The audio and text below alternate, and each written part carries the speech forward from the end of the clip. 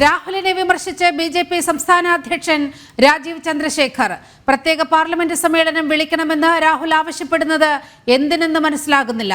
പ്രധാനപ്പെട്ട ബില്ലുകൾ പാസാക്കുമ്പോൾ സഭയിൽ വരാത്ത രാഹുലും പ്രിയങ്കയുമാണ് പ്രത്യേക സമ്മേളനം വിളിക്കണമെന്ന് ആവശ്യപ്പെടുന്നത്. പ്രത്യേക പാർലമെന്റ് സമ്മേളനം വേണോ എന്ന് കേന്ദ്ര സർക്കാരാണ് തീരുമാനിക്കുകയെന്നും രാജീവ് ചന്ദ്രശേഖർ ഡൽഹിയിൽ പ്രതികരിച്ചു. വിവരങ്ങളുമായി ഗൗതം അനന്തനാരായണൻ ചേരുന്നുണ്ട്. ഗൗതം, വളരെ കൃത്യമായ ചോദ്യമാണ് ബി.ജെ.പി. സംസ്ഥാന അധ്യക്ഷൻ രാജീവ് ചന്ദ്രശേഖർ ഉന്നയിച്ചിരിക്കുന്നത്.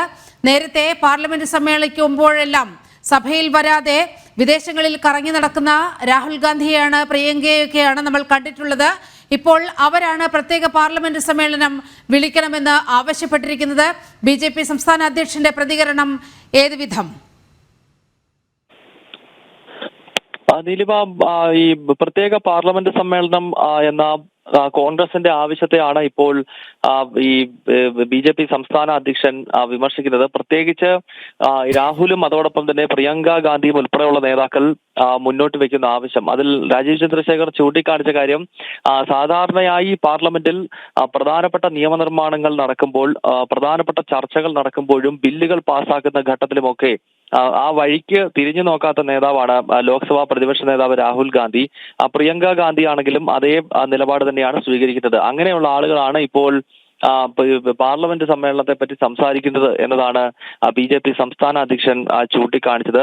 അദ്ദേഹം ഈ വിമർശനം ഉന്നയിക്കാനുള്ള പ്രധാന കാരണം തന്നെ അടുത്ത കാലത്ത് കഴിഞ്ഞ ബജറ്റ് സമ്മേളനത്തിന്റെ രണ്ടാം ഘട്ടത്തിൽ നമുക്കറിയാം, ഈ വഖഫ് ഭേദഗതി ബില്ല് ലോക്സഭയും രാജ്യസഭയും പാസ്സാകുമ്പോൾ, അതായത് അടുത്ത കാലത്ത് പാർലമെന്റിൽ കൊണ്ടുവന്ന ഏറ്റവും സുപ്രധാനമായ ബില്ലുകളിൽ ഒന്നാണ്, അത് പാസ്സാക്കുന്ന ചർച്ചകളിൽ രാഹുൽ ഉണ്ടായിരുന്നില്ല.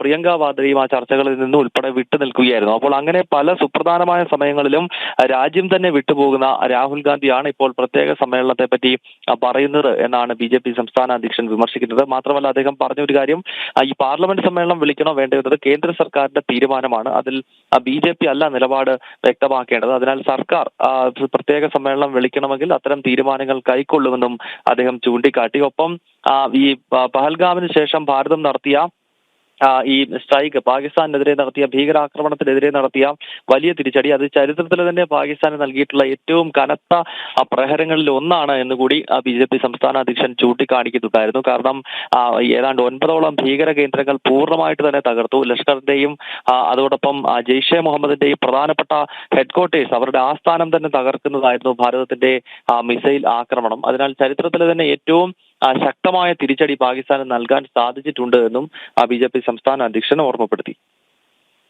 ശരി, ഗൗതമാണ് വിവരങ്ങൾ പങ്കുവച്ചത്.